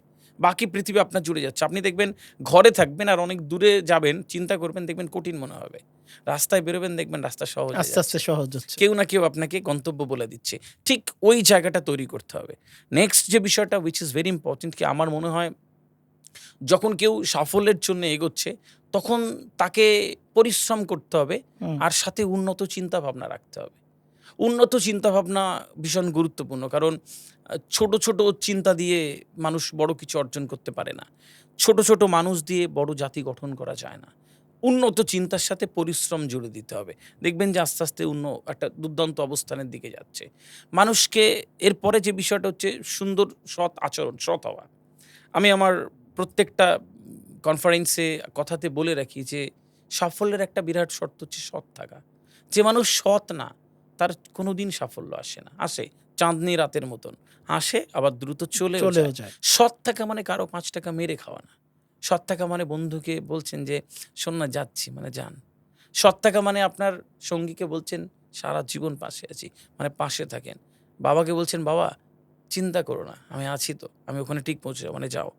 বিষয় হচ্ছে প্রত্যেকটা কমিটমেন্ট ঠিক রাখা, ছোট কমিটমেন্ট। আমার কাছে যেটা আদি মনে হয় যে আমরা সৎ থাকা বলতে যেটা আমি আমার বাবার কাছ থেকে যেটা ছোটবেলায় আমার বাবা বলতো যে, "তুই এত মানে বড় স্বপ্ন, বড় এটা আশা, এত কিছু করতে চাস, আ এটা করতে হলে তো আ অনেক বেশি।" আমি আমি তখন বলতাম যে, "বাবা আমি অনেক পরিশ্রম করব এবং আমি জান লাগিয়ে দিব, প্রাণ লাগিয়ে দিব।" বাবা বলতো যে, "বাবা তুমি যদি এত কিছু বড় চাও, এই বড় কিছু তখনই পাবা যখন তুমি সৎ হবা। ঠিক। তুমি যদি সৎ থাকবা দেখবা যে অনেস্ট হবা, তোমার চাওয়ার সাথে অনেস্ট হবা তাহলে তুমি পাবা।" আমি তো ৮-১০ টা মানুষের মতোই ভেবেছি যে কাউকে ঠকাবো না, কারো হক মারবো না, কাউকে জুলুম করব না। তার মানে সৎ। ঠিক, একদম। দেখি এত স্ট্রাগল করি তারপরেও সৎ হচ্ছি না। তখন বাবা বলেছিল অনেক বছর পর আমি যখন বাবা হাসে যে, আমি তো বললাম, "বাবা তুমি তো বলেছিলা সৎ থাকলে অনেক কিছু হবে। বাট আমি তো এত সৎ, আমি কাউকে ঠকাই না, আমি কারো হক মারি না, আমি কাউকে কষ্ট দেই না, কারো কান্নার কারণ হই না। তাহলে আমার কেন হচ্ছে না বাবা?" তো বাবা হাসছে এবং বাবা বলল, "সৎ মানে শুধু মানুষের সাথে না, সবচেয়ে বড় সৎ হচ্ছে নিজের সাথে। শিওর। তুমি নিজের সাথে সৎ কিনা? তুমি নিজেকে একদম। সৎভাবে পরিচালিত করছো কিনা?" সো এই আপনার এই কথাতেই আমার কাছে যেটা মনে হয় সততার ইম্পোর্টেন্টটা কিন্তু যেমনটা বাইরে সবার সাথে সৎ থাকতে হবে এবং এর চেয়েও ১০০ গুণ ৫০০ গুণ বেশি নিজের সাথে সৎ থাকতে হবে। একদম। আমরা তো নিজের সাথেই ঠকাই। আমরা নিজেকে ডুবাচ্ছি, ঠকাচ্ছি, বড় চিন্তা করতে পারি না, সবসময় না আঁকড়ে আছি। এটাও তো একদম। সৎ না। একদম। ঠিক না? নিজের সাথে অবিচার একদম। করছি। অবিচার আমি করছি। বেশি রাত করে ঘুমালে, নিজের শরীরের প্রতি অযত্ন নিলে আমি দুর্বল হয়ে যাব। বাট আমি নিজেকে নিজে ডোবাচ্ছি। সো একদম, আসলে আমাদের কাছে মনে হয় যে সৎ যেটা বলেছেন যে অ্যাকচুয়ালি সৎ মানে কিন্তু শুধু বাইরে না। নিজের সাথে। নিজেকে ওই জায়গায় রাখা যে আমি যতটুকু আমাকে আল্লাহ সুবহানাহু ওয়া তাআলা দিয়েছে, আমি এনাফ এই পৃথিবীতে শ্রেষ্ঠত্ব অর্জন করার জন্য। আপনার ২ টো হাত, ২ টো পা, সুস্থ একটা শরীর, একটা ব্রেন, একটা মস্তিষ্ক। এই পৃথিবীতে রাজ করবার জন্য আপনি একাই যথেষ্ট। আমরা ওইটা করি না। একটা সুন্দর শের আছে হিন্দিতে কি জিন্দেগি এক গজব কা খিলৌনা হ্যায়, জিন্দেগি এক গজব কা খিলৌনা হ্যায়, মিলে তো মিট্টি, না মিলে তো সোনা হ্যায়। Wow, wow, wow! তো বিষয়টা আমাদের ক্ষেত্রে তাই কি জীবনটা না আশ্চর্যের বিষয়। মানে যেটা মিলে যায় আমরা গুরুত্ব দিই না। মাটির মতন মনে করি, মাটির মতো মনে available। হয়। আর যেটা মেলে না মনে করি সোনা। সেটাই শোনা। ওটা খারাপও তো হতে পারে। হুম। সুতরাং যা আছে ঠিক ওইটাকে বেস করে কেউ যদি এগিয়ে যায় না, তাকে হারানো কঠিন। পৃথিবীতে হারার জন্য অনেক মানুষ আছে, আমি না। একটা মেন্টালিটি ইয়াংস্টার আজকে তৈরি করে নাও। পৃথিবীতে হারার জন্য অনেক মানুষ আছে, আমি না। সুতরাং একটা দুর্দান্ত অ্যাটিটিউড নিয়ে যে কাজ করতে পারে না, সেই পৃথিবীতে রাজ করে। এবং আজকে থেকে লেগে যাও সেই রাজ করার জন্যে কি আগামী ২০ বছর পরে তোমার আত্মজীবনী না, তোমার জীবনী লেখবার জন্য কেউ বসে থাকবে। তো এরকম একটা অ্যাটিটিউড তো চাই। তাহলে না রাইট। কিছু একটু হবে। তাহলে কিছু হবে। একদম, মানে হেরে যাওয়ার জন্য জন্ম হয়নি আমার। একদম। হারার জন্য অনেক মানুষ আছে। ছোট্ট একটা দেখেন আজকে আমি আপনার সাথে একটা ছোট্ট গল্প শেয়ার করি। আজকে থেকে কিছু বছর আগে আমার এক আত্মীয় মারা যায়। তো আজকে থেকে প্রায় অনেক বছর আগেই, প্রায় ৮-৯ ১০ বছর হবে। আমার এক আত্মীয় মারা যায়। তো যেহেতু আমি তার মৃত্যু নিয়ে লাশ নিয়ে আমরা সেই গ্রামের বাড়িতে যাই এবং সেখানে জানাজা হবে। তো ওখানে মাইকিং হচ্ছিল যে অমুক সাহেবের, আমি নাম বললাম না হুম। পডকাস্টে, অমুক সাহেবের বাবা নাম বলে বলছে যে ইন্তেকাল করেছে। আজ এশাবাদ অর্থাৎ এশার নামাজের পর জানাজা অনুষ্ঠিত হবে, আপনারা সবাই শরিক হবেন। এবং এই মাইকের এই শব্দটা বারবার আমার কানে আসতেছিল যে আমাদের এলাকার শিল্পপতি, বিশিষ্ট ব্যবসায়ী, ওনার বাবা ইন্তেকাল করেছে, আপনারা জানাজায় আসবেন। আমি বারবার এই শব্দটা শুনছিলাম আর আমি ভাবছিলাম, আমার কাছে মনে হচ্ছিল যে ১১৫ বছর হায়াতের জিন্দেগি পেয়েছিল ওই ভদ্রলোক হাজী সাহেব। ১১৫ বছরের বয়স্ক মানুষটা তার জীবনের মানে একটা অস্তিত্ব সৃষ্টি করে যেতে পারে না। এখনো তার শিল্পপতির বাবা মানে হিসাবে তাকে দুনিয়ার মানুষের কাছে প্রচার করতে হয়। তার ১১৫ বছরের হায়াতের জীবনে সে তার নিজের অস্তিত্ব সৃষ্টি করতে পারে নাই। ওইদিন থেকে না আমার কাছে মনে হয়েছিল যে একটা পারপাস থাকা উচিত। দুনিয়াতে এসেছি আর কিছু একটা করে ঠিক। যাব না। একদম, দুনিয়াতে এসেছি অন্ততপক্ষে কোটিখানেক মানুষের অন্তরে জায়গা নিব না। একদম। এই দুনিয়াতে এসেছি মরে যাব, কিন্তু ওকে হাজারো লক্ষ মানুষ যাতে কাঁদে সেই ব্যবস্থাটা করে যাব না। তো একদম। এখান থেকেই কিন্তু আদি ভাই আমার স্টার্ট। আমি Sure, sure. অনলাইন, অফলাইন এবং আমি চেষ্টা করেছি। আমার ভেতর থেকে তেমন কোনো উল্লেখযোগ্য, আমি বলি না যে খুব অনেক কিছু আছে। বাট আমার ভেতর একটা জিনিস ছিল যে আল্লাহ সুবহানাহু ওয়া তাআলা আমাকে শব্দ দিয়েছে, কথা বলতে পারি। আল্লাহ সুবহানাহু ওয়া তাআলা বোঝার মতো তৌফিক দিয়েছিল। সো ওই বোঝ থেকে নানা বিষয়গুলো উপস্থাপন করি। আজকে দেখেন, ধন্যবাদ জানাই আমার ফেসবুক থেকে যারা শুনছেন অথবা যারা ইউটিউব থেকে দেখছেন। আজকে প্রায় ২০ লাখ ফলোয়ার, 20 লাখস ফলোয়ার, যেটা আগামী হায়াতের জিন্দেগি যদি বাঁচি, মিশন হচ্ছে আল্লাহ যদি তৌফিক দেয় মরে যাওয়ার আগে ১০ মিলিয়ন ফলোয়ার সেটা যদি অনেক রেখে কম, যেতে সেটা পারি। আরো এটা বেশি অনেক হবে কম, আরো আপনার। বেশি হবে আরো ইনশাআল্লাহ। বেশি হবে হায়াতের ইনশাআল্লাহ। জিন্দেগি আল্লাহ জানে। তো আজকে এই কথাগুলো কেন বললাম যে আমাদের লাইফে অনেক মানুষ প্রতিদিন, আজকে আমরা যদি হিসাব করি আদি ভাই, প্রতি মিনিটে ১০৫ জনের মতো মানুষ মারা যায়। আপনি যদি ৮ ঘন্টা ঘুমিয়ে আছেন, অর্ধ লক্ষ মানুষ মারাই গেছে এই ৮ ঘন্টার মধ্যে। এভাবে সময় চলে যায়। এই লক্ষ লক্ষ মানুষগুলো আসে এবং মরেও যায়। তাদেরকে কেউ চেনে না। তাদের কোনো অস্তিত্ব নাই। কতজন মানুষ তার জীবনে ছাপ রেখে যেতে পেরেছে।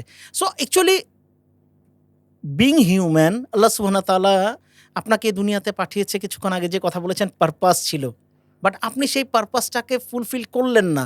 আপনার যেই সক্ষমতা আছে সেটাকে আপনি আ পুস্ফুটিত বলে, যেটাকে বলে আপনি করলেন না, আলোকিত করলেন না। এটার জন্য জবাব দিতে হবে। একদমই তাই। মানে আমার মনে হয় খুব ব্যক্তিগত উপলব্ধি। জীবনে যার বুকের মধ্যে একটা চিনচিন করা কষ্ট নেই, সে জীবনে সাকসেস পায় না। এক যার মধ্যে একটা বিরাট বড় অনুশোচনা নেই, সে বড় হতে পারে না। যার মধ্যে একটা ব্যথা নেই, যন্ত্রণা নেই, সে বড় হতে পারে না। আমি সবাইকে বলি যে বুকের মধ্যে একটা কষ্ট রাখো। বুকের মধ্যে কষ্টটাকে লালন করো, পালন করো। ওইটাই শক্তিতে রূপান্তরিত হয়ে তুমি শক্তিমান হয়ে যাবে। আর ওই শক্তিটাই তোমাকে বড় জায়গায় নিয়ে যাবে। আপনি জানবেন যে আমাদের বিহারের দশরথ মাঝি বলে একজন মানুষ ছিলেন। দশরথ মাঝি। ওনাকে দ্য মাউন্টেন ম্যান বলা হতো এবং একটি সিনেমাও হয়েছে ওনার জীবনের উপরে, মাঝি দ্য মাউন্টেন ম্যান। দশরথ মাঝি ওই বিহারের ওই অত্রি জেলার একটি জায়গাতে পাহাড়ি এলাকায় বাস করতেন। ওনার স্ত্রী একদিন জল আনতে বা কোনো একটি কাজে পাহাড়ের ঢাল বেয়ে যাচ্ছিলেন। তো উনি পা পিছলে পড়ে যান মহিলাটি। তো পড়ে গড়িয়ে গড়িয়ে উনি খুব আহত হয়ে যান। দশরথ মাঝি তার ওয়াইফকে, তার স্ত্রীকে খুব ভালোবাসতেন। পাহাড়ি লোকেরা না দেখবেন যে খুব পরিশ্রমী হয় আর সৎ জীবনযাপন করে অল্প মানুষ নিয়ে। তো স্ত্রীকে খুব ভালোবাসতেন। ওই কাঁধে করে ওই ঘুর পথে স্ত্রীকে নিয়ে যখন হসপিটালে পৌঁছেছিলেন, তখন বিনা চিকিৎসা না পাওয়ার কারণে, দেরি হওয়ার কারণে মারা গিয়েছিল স্ত্রী। দশরথ মাঝি চোখ মুছতে মুছতে তার বাড়ি ফিরে এসেছিল আর বহুদিন ঘুমায়নি যে আমি আমার স্ত্রীকে যদি একটু তাড়াতাড়ি হসপিটালে নিয়ে যেতে পারতাম, আজকে আমার এই ঘরটা খালি লাগতো না। ওই স্ত্রীর শাড়িতে গিয়ে একটু হাত বোলায়, গরিব মানুষ ছিল, গরিব মানুষ। স্ত্রীর কোনো একটি পোশাকে গিয়ে একটু হাত বোলায়, আর আক্ষেপ করে।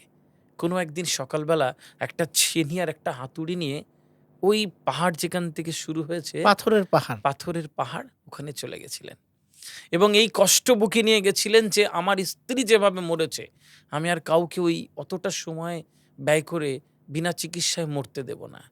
একটু একটু করে পাথরে ছেনি হাতুড়ি মারা শুরু করলেন। আদতে দেখতে মনে হয়েছিল যে পাথরে মারছে, অথচ প্রতিবার ওই হাতুড়িটা তার সিনার মধ্যে যে কষ্ট জমে রয়েছে ওখানে মারছিল একটু একটু করে।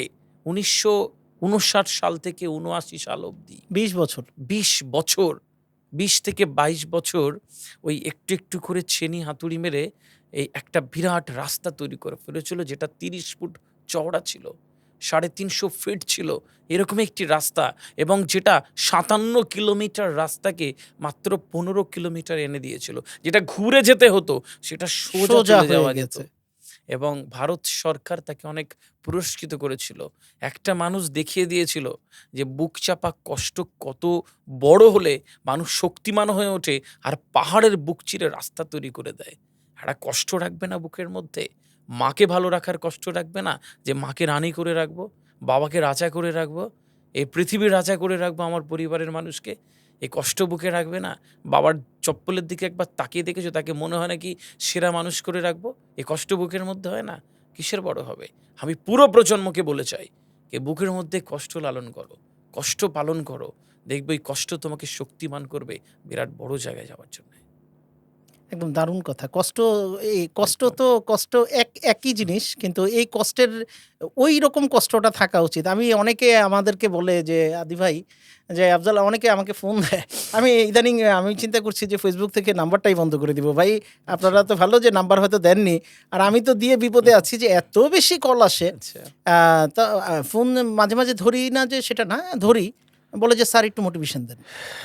আচ্ছা, মোটিভেশন দেন আমি বলছি, বাবা তোমার কেন মোটিভেশন লাগবে? কয় না, একটু এনার্জিটা পাচ্ছি না, তো কাজে মন বসছে না, বা কি করব, লাইফে কিছু একটা করব কিনা, বা কি করব, বা তাড়না পাচ্ছি না, একটা ভেতর থেকে একটা জোশ পাচ্ছি না। আফজাল ভাই একটু মোটিভেশন দেন না। আমি বললাম যে মোটিভেশন তো আপনার ঘরেই আছে। আপনি কি আপনার মার দিকে লক্ষ্য করেছেন? হ্যাঁ করি তো, মাকে তো অনেক ভালোবাসি। আপনি কি এটা লক্ষ্য করেছেন যে আপনি কি এটা বিশ্বাস করেন যে আগামী 10 বছর পর, 15 বছর পর আপনার মা বৃদ্ধ হবে? আর বৃদ্ধ হওয়া মানে সে অসুস্থ হবে, সে অনেক রোগে আক্রান্ত হবে। এটা বাই নেচার হবে। তার চিকিৎসা, আপনার দায়িত্বটা আপনাকেই নিতে হবে। আপনি কি লক্ষ্য করেছেন আপনি যে বাড়িটাতে আছেন, এই বাড়িটা রেনোভেশন করতে হবে? আর যদি ভাড়া বাড়িতে আছেন, কতদিন ভাড়া বাড়িতে থাকবেন বাবা মাকে নিয়ে? আপনি কি লক্ষ্য করেছেন যে আপনার আগামী 10-15 বছর পর আপনিও যে কিছুটা বয়স হবে, অনেক নতুন মানুষের দায়িত্ব নিতে হবে। আগামী 15 বছর পর হয়তো আপনার সন্তান বড় হয়ে যাবে, বা এরকম কিছু। কয় স্যার এগুলো তো ভাবিনি। আমি বলছি এটাই তো মোটিভেশন। আপনার তো বাইরের মোটিভেশনের দরকার নাই, আপনার প্রয়োজন হচ্ছে এই পৃথিবীর সবচেয়ে বড় মোটিভেশন। ঠিক। আমরা এমন গাধা টাইপের মানুষ, আমরা আমাদের নিজেদের প্রয়োজনটাকে ভুলে থাকি। আমরা রিয়ালাইজ করি না যে আগামী 10 বছর পর আমার প্রিপারেশন, অর্থাৎ আগামী 10 বছর পর আমার কি হবে, এটা তো আমাকেই করতে হবে। পাশের বাসার মানুষ এসে আমার মায়ের চিকিৎসা করবে না আদি ভাই। ঠিক ঠিক আপনার মায়ের চিকিৎসা আপনার পাশের বাসার মানুষ বা আত্মীয় স্বজনের কাছে ভিক্ষা চেয়ে করবেন, নাকি আপনার ওকাত আপনার সক্ষমতা দিয়ে করবেন? তাহলে বসে থাকেন কিভাবে ভাই? কিসের মোটিভেশনের অপেক্ষায় বসে আছেন যে আদি ভাই মোটিভেশন দিবে, আফজাল ভাই মোটিভেশন দিবে, তারপর আপনার ভেতর একটা উত্তেজনা তৈরি হবে? ইয়ার, তার মানে আপনি ভুল ভুল আছেন, ঠিক। ভুল পথে হাঁটছেন। নিজেকে, এই যে একটু আগে বললেন না যে নিজেকে চেনো। সো আসলে আপনার সাথে কথা বলতে বলতে আমিও আবেগ চলে আসছে। আচ্ছা। মানে আমার কাছে মনে হয় যে এই পৃথিবীতে সবচেয়ে ভালো মানুষ হচ্ছে ওই মানুষ যে মানুষটা নিজেকে চেনে, নিজেকে বোঝে। সততা নিয়ে আলোচনা হয়েছে আদি ভাই, আমাদের চাওয়া নিয়েও আলোচনা হয়েছে, পারপাস নিয়ে আলোচনা হয়েছে। আমার কাছে মনে হচ্ছে অনেক মানুষ বলে কনফিডেন্স নাই। কনফিডেন্স তো বাজারে পাওয়া যায় না, যে গাউসিয়া মার্কেট গেলাম আর কনফিডেন্স কিনে নিয়ে আসলাম, বা কাউরন বাজার থেকে পাইকারি দরে কনফিডেন্স কিনে নিয়ে আসলাম। হাউ টু বিল্ড কনফিডেন্স, এই বিষয়ে কি বলবেন? মানে আত্মবিশ্বাসের কথা। আত্মবিশ্বাসের কথাটা যদি বলি। আমি আজকে বলে যাই যে পৃথিবীর সবচেয়ে সুন্দর পোশাকটির নাম, পৃথিবীর সবচেয়ে সুন্দর পোশাকটির নাম আত্মবিশ্বাস। পৃথিবীর সবচেয়ে সুন্দর অর্থাৎ দামি গহনাটির নাম আত্মবিশ্বাস। পৃথিবীর সবচেয়ে দামি অলংকারটির নাম আত্মবিশ্বাস। এটি পরিহিত মানুষকে দেখতে সুন্দর লাগে। তো এই আত্মবিশ্বাস কিভাবে পাবো? আত্মবিশ্বাস আসে জানা থেকে। যে মানুষ জানে সে আত্মবিশ্বাসী হয়। আপনি এই যে আমাদের এই পডকাস্টের পেছনে যেই দাদা ক্যামেরা করছে, আপনি ওই পেছনে দাঁড়িয়ে দিলে না খাবি খাবেন। সেট করব কি, আলো কতটা দেবো, আপনি জানেন না। কিন্তু ওই কাজটা ভালো জানে। ওর এইখানতে আত্মবিশ্বাসী লাগে। রাইট। ফাইন? আবার এখানে অন্য কাউকে বসিয়ে দিলে হয়তো অন্য উত্তর করতো বা অন্য প্রশ্ন করতো। এখানে একরকম, এখানে আমি আত্মবিশ্বাসী। আমি যে কথা বলছি কথাটা আমি জানি। এইজন্য আমাকে দেখতে সুন্দর লাগে বা আপনাকে দেখতে সুন্দর লাগে। কিন্তু এরকম সুন্দর পোশাক পরে আমাকে এরকম একটা জায়গায় বসিয়ে দিয়ে আপনি যদি আমাকে আমার জানার বাইরে কিছু বলতে বলেন, তাহলে আমাকে এত সুন্দর লাগবে না দেখতে। ফাইন? তখনই আমি আত্মবিশ্বাসের আমি ঘাটতি আসলে হয়ে হ্যাঁ, যাবে। হ্যাঁ, আমি আমার লুকসের কথা বলছি না। আমি হুম। পুরো পোর্ট্রেটের কথা বলছি। হুম। তো জানা থেকে আত্মবিশ্বাস আছে। আমি শুধু এইটুকু বলবো, কনফিডেন্স বা জানা, এই যে কাজটা করবেন ওটা এত ভালো করে জানবেন, এত ভালো করে জানবেন, পৃথিবীর আর কেউ আপনার মতন করে ওইটুকু জানবে না। This is not time for GK. General নলেজের দিন শেষ হয়ে গেছে। সব জানতা গামছাওয়ালা হওয়ার দরকার নেই। This is time for SK, special knowledge. Special knowledge যেটা জানবেন পৃথিবীর সবচেয়ে ভালো করে জানুন। তাহলেই দেখবেন আপনার কনফিডেন্ট আসছে। কনফিডেন্ট যখন আসবে আপনার দেখতে সুন্দর লাগে। আপনার তাকানো, কথা বলা, hand placement, attitude, eye contact এত সুন্দর হবে। একটা বিয়ে বাড়ি যাচ্ছেন, যেরম পোশাক পরে যাবেন যান। আপনাকে দেখে বলে বাহ ছেলেটা সুন্দর তো, হুম। মেয়েটা সুন্দর তো। তো এটাই হচ্ছে কনফিডেন্ট। আপনি জানেন ভালো, এটাই ক্যারি হচ্ছে করতে পৃথিবীর পারছেন। সবচেয়ে দামি পোশাক। ইয়েস, পৃথিবীর সবচেয়ে দামি পোশাক। সুতরাং এই কনফিডেন্ট বিল্ডিং এর জায়গাটা হচ্ছে যে ক্ষেত্রে আপনি রয়েছেন ওইটা ভালো করে জানুন। ব্যাস। আপনি একটা অফিসের এমপ্লয়ি, আপনি ফ্রন্ট ডেস্কে থাকেন, তাহলে ওটা সুন্দর করে জানুন। এত সুন্দর করে জানবেন, ব্যাস, আপনার থেকে আর কেউ পাবে না। পৃথিবীর যত বড় অফিসার আসুক না, আপনার ডেস্কে এসে থমকে যাবে। আরে বলবো ঠিক করে, যদি না বলতে পারি, ও আপনাকে দেখেই তো এরকম। সুতরাং যখন জানবেন আপনার কনফিডেন্ট আছে, আপনাকে দেখতে সুন্দর লাগে। তো আমি সবাইকে বলবো, এই প্রজন্মের ছেলেমেয়েরা বা একদম টপ টু বটম সবার কাজে লাগবে, till the last breadth of life, কি যেটা করছেন ওটা সবচেয়ে ভালো করে জানুন। দেখবেন কনফিডেন্ট চলে আসছে। বেস্ট হতে হবে, Best যা হতে হবে। করছি সেটা best. Superlative. This is time for superlative. Good বেটারের দিন শেষ হয়ে গেছে। একদম। This is time for best. And if you become best, you will be the best in future. ব্যাস। একদম, একদম। দারুণ লাগছিল আদি ভাই আপনার সাথে গল্প করে, এবং আমি বিশ্বাস করি আমাদের এই আজকের এই কথাগুলো থেকে অনেক মানুষ উপকৃত হবে। ইনশাআল্লাহ। শেষ বিদায় বা কি, আ মানে আমাদের দর্শক যারা শুনছে আমাদেরকে অনেকক্ষণ ধরে, আপনি শেষ তাদের জন্য কি বলতে চান? আমার কিছু বলার নেই আসলে। মানুষ না যখন দেখবেন যে খুব ভালো লাগে না মানুষের, তখন মানুষ আর ওইটা খুব সুন্দর প্রকাশ করতে পারে না। এমনি ভালো, ভালো বলে ছেড়ে দেয় অসাধারণ। আর দেখবেন যখন মোটামুটি লাগে না এক্সেলেন্ট, অসাধারণ, মার্ভেলাস, ব্রাভো, অনেক কথা বলে ম্যানেজ করার চেষ্টা করি। আমার অনুভূতি হচ্ছে এই ১ম টা। আমার এত ভালো লাগে, এত মানুষ আমাকে ভালোবাসে, এত মানুষের কমেন্টস, আমি প্রত্যেকটা ইচ অ্যান্ড এভরি কমেন্টস আমি সবসময় উত্তর দিতে পারি না।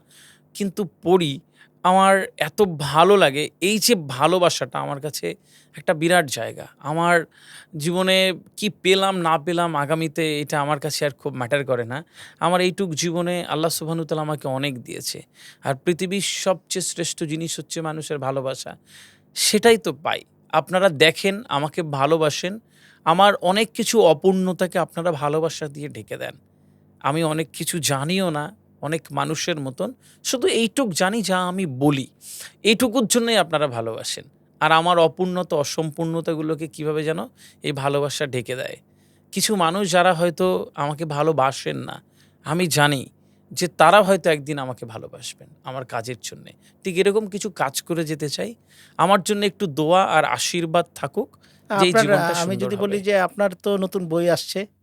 অলরেডি আজকে আমরা যেহেতু একটা ভালো শুভক্ষণ বলা যায়। আজকে আমরা পাবলিশারের সাথে কথাও হয়েছে।